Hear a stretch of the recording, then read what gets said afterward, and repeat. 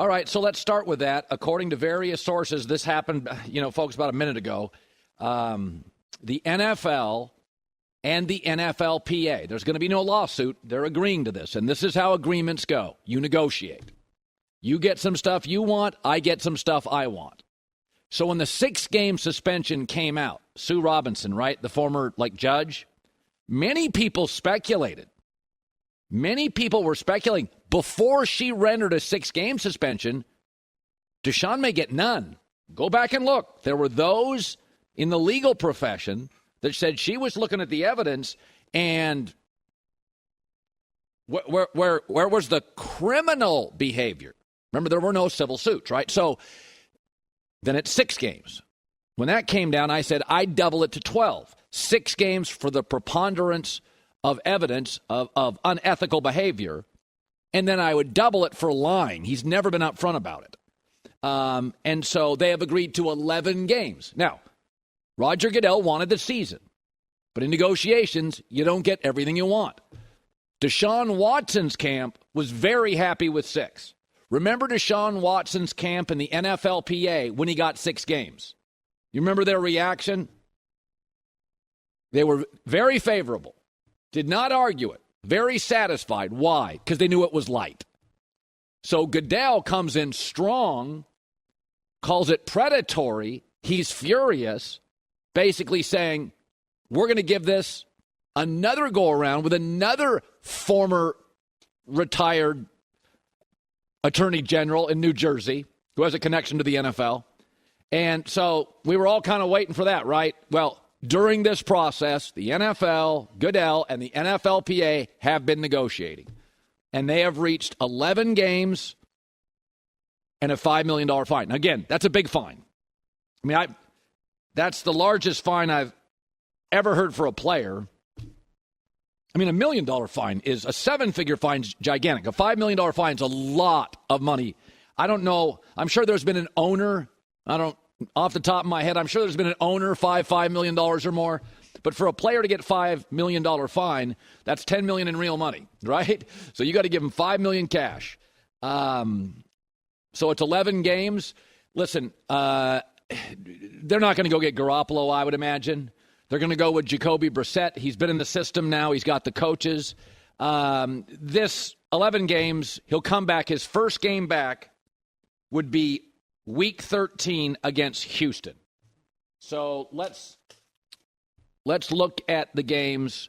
So Week 13, you're going to get at Houston, at Cincinnati, Baltimore Saints, Washington, Pittsburgh. Those games outside of Pittsburgh, Cincy, are probably winnable with Jacoby Brissett. But you're not going to get him against the Chargers and Justin Herbert. You're not going to get him against Mac and the Patriots. You're not going to get him against Lamar and Burrow the first time. You're not going to get him with Tua and the weapons or Josh Allen or Tom Brady. So it says here, I'm being told it's 11 games, and the first game is Week 13. So the NFL, remember, there was a lot of talk it would be 12 games. My guess is they didn't want Deshaun on the field with Tom Brady, who is the biggest brand in the NFL. They didn't want Deshaun Watson anywhere near a Tom Brady game. Nowhere near Tom Brady. Tom Brady doesn't want Deshaun Watson anywhere near his brand. So the NFL, I think today, is satisfied with, go to Houston. There's your first game. But most of the great quarterbacks they face are in those first 10, 11, 12 weeks. Not going to have them with Brady. Not going to have them Josh Allen. Not going to have them the first time with Lamar and Burrow. Not going to have Justin Herbert. So certainly not going to have him Week 1 against Baker Mayfield. So there you go. I think, I don't think Cleveland in that division. I think Cincinnati's really good. Baltimore's really good. And I don't know how good Kenny Pickett's going to be or the quarterback situation. But Pittsburgh's got a lot of talent and no chaos and all sorts of playmakers on both sides of the ball. So it feels like, to me, this is a fourth-place team. And that's, by the way, I got no problem with it. That's the price you pay for rewarding really bad behavior. And it's not just that Cleveland gave him a contract. It's not just that. They gave him the only fully guaranteed contract that I remember in NFL history. $230-some million fully guaranteed. it infuriated the other owners. You see stuff in baseball, 10-year contracts, in the NBA, a lot of fully guaranteed. You just don't do that in the NFL. So Jimmy Haslam curried no favor with any of these owners. So nobody in the ownership group was rooting for Cleveland. Jerry Jones years ago pushed back on the NFL when Zeke got, a 6-game suspension for bad behavior. Jerry has a lot of allies in NFL owners. He's made the league a lot of money. He's made a lot of owners a lot of money. His best friend in the league is Stan Kroenke, who owns the Rams. I think he's the richest owner in the NFL. He's the one that got Stan Kroenke in the NFL to go to Vegas, which has been a home run, to go to Los Angeles, which has been a home run. Jerry Jones has a lot of fans in the NFL. He's made a lot of people money. And Jerry tried to get Goodell fired, reportedly. It didn't work. So in this instance, this was a different situation, but very similar to a Donald Sterling, where none of the owners were backing Sterling. Adam Silver walked in, get out of here. None of the owners are backing the Haslams here, right? Especially teams with them on the schedule. But that fully guaranteed contract felt like you're rewarding really predatory behavior. So some people won't like it. Some will. People can gripe. But the NFL and the NFLPA have reached a settlement. I would imagine you're not going to get a lawsuit. I'm not an attorney.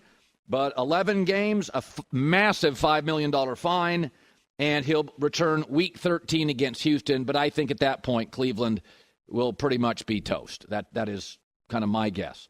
So that's our story this morning. Cleveland's bye is in Week 9. Didn't get a break there either. Well, I think when it came out at 6, we said it feels light. So they kind of doubled it, basically doubled it. And so I think people that are realistic about this stuff, like they're going to people that are just outraged that he's ever playing a game. Folks, they're called negotiations. You don't get everything you want in negotiations. The NFL probably didn't want a lawsuit. The NFLPA doesn't have a track record of winning a lot of lawsuits against the Shield. They probably didn't want it either. So a couple days ago, I think I said on the air a couple days ago, when Deshaun Watson and his camp had said, okay, we'll take an 8-game fine from 6 and $5 million. I asked somebody, I forget who it was on the set, that feels like they'd go to 10. So they got 6, and then it was 6 for a week. Goodell was furious, right? Goodell's like, it's predatory, so Goodell throws it out there. This is not enough. He's telling his sponsors that, his fans that, the women who love the NFL that. He's telling other owners. Goodell sent the message out, the bat signal. This is not enough. Didn't hear a thing for a few days. Then, a few days later, Watson and his camp are like, okay, we'll take 8 games and a $5 million fine. And I remember asking somebody, and I forget who it was, that feels like they're willing to go to 10. So they went to 11. And so I imagine Watson and his camp moved to 10 pretty quick. The NFL was like 12 or nothing, because we had heard reports the NFL wanted 12 or the season.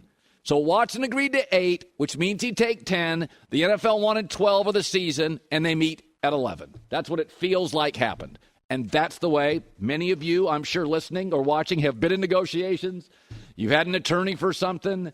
It could be for a million different things. And you negotiate. You get this, I get that. The NFL wanted 12 of the season. Deshaun willing to take 8. They meet at 11. And it does feel, and this is appropriately, like it kind of dooms the season. I don't think you should be rewarded for a fully guaranteed contract for somebody with really sketchy, ugly, predatory behavior.